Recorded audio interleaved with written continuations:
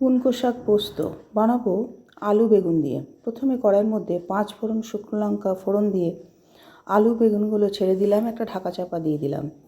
এদিকে পোস্ত, তিল আর কাঁচা লঙ্কা বেটে নিলাম। এরপর ঢাকনা খুলে আলু একটু নাড়াচাড়া করে দিয়ে দেবো কেটে ধুয়ে রাখা পুনকো শাক, দিয়ে দেবো পরিমাণ মতো নুন, হলুদ, মিষ্টি, কাঁচা লঙ্কা আর টমেটো কুচি। টমেটোটা অপশনাল, দিতেও পারেন নাও দিতে পারেন।